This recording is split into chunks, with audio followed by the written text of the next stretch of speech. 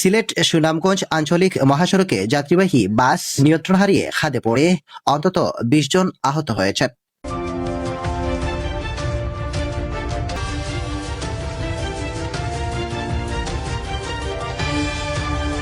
সোমবার ২৪শে আগস্ট রাত সিলেট সুনামগঞ্জ মহাসড়কে জানিগাঁও এলাকায় ঘটে এই ঘটনা। স্থানীয় সূত্রে জানা গেছে, রাতে যাত্রীবাহী বাসটি সিলেট সুনামগঞ্জ আঞ্চলিক মহাসড়ক দিয়ে চলাচল করছিল।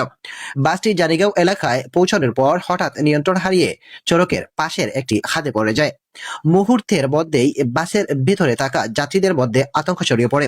দুর্ঘটনার পর অনেক যাত্রী বাসের ভিতর আটকা পড়েন বলে জানা গেছে। আহতদের মধ্যে একজন নারী গুরুতর আহত হয়েছেন। এছাড়া বাসে থাকা আরো অন্তত ২০ জন যাত্রী আহত হয়েছেন বলে প্রাথমিকভাবে জানা গেছে। দুর্ঘটনার খবর ছড়িয়ে পড়ার সঙ্গে সঙ্গে আশপাশের স্থানীয় বাসিন্দারা ঘটনাস্থলে ছুটে আসেন। তারা নিজেদের মতো করে আহত যাত্রীদের উদ্ধারের চেষ্টা শুরু করেন। অনেকে বাসের ভেতরে আটকে থাকা যাত্রীদের বের করে নিরাপদ স্থানে নিয়ে আসতে সহযোগিতা করেন। পরবর্তীতে খবর পেয়ে ফায়ার সার্ভিসের সদস্যরা ঘটনাস্থলে পৌঁছান। একই সঙ্গে সুনামগঞ্জ থানার পুলিশ এবং হাইওয়ে পুলিশের সদস্যরাও ঘটনাস্থলে গিয়ে উদ্ধার তৎপরতায় অংশ নেন। ফায়ার সার্ভিস ও পুলিশের সদস্যরা স্থানীয়দের সহযোগিতায় দুর্ঘটনা কবলিত বাস থেকে আহতদের বের করে আনেন। এরপর গুরুতর আহত নারীসহ অন্য আহতদের দ্রুত হাসপাতালে পাঠানোর ব্যবস্থা করা হয়।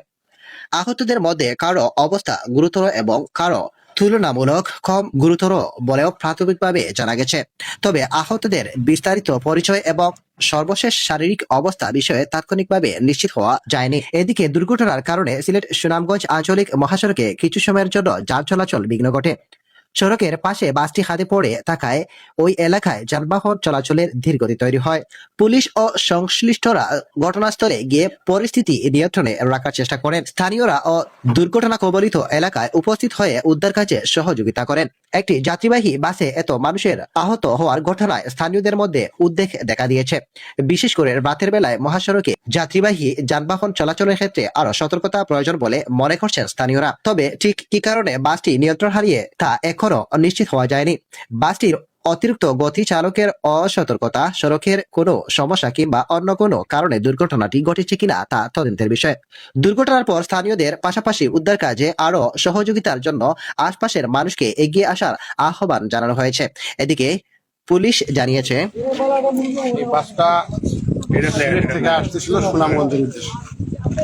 সুনামগঞ্জের উদ্দেশ্যে আসার পথে এখানে বাস দাঁড়াইছিল, নামাজ ছিল। ওভারটেক করে সাইড দিতে যাইয়া এই বাসটা চাপাই দিয়েছে। চাপাই যাওয়ার কাঁচা মাটি হওয়ার কারণে ব্রেক করার সঙ্গে সঙ্গে টাকা দায়িত্ব দেয়, গাড়িটা পল্টে দিচ্ছে। পল্টে নেওয়াতে সমস্ত যাত্রী সঠিকভাবে বাইরে হয়ে আসছে। হয়তো ১৫-২০ জন যাত্রী প্রাথমিক চিকিৎসার জন্য হাসপাতালে গেছে, আর একজন মহিলা গুরুতর অসুস্থ ছিল, ভিতরে আটকা ছিল। ফায়ার সার্ভিস এসে তাদেরকে অনেক সময় গাড়িটা বাইক করছে এবং তাকে হাসপাতালে প্রেরণ করা হয়েছে। গুরুতর আহত, সে নিহতও হতে পারে, আহতও হতে পারে। Doctor Rahi, Moulvibazar news 24।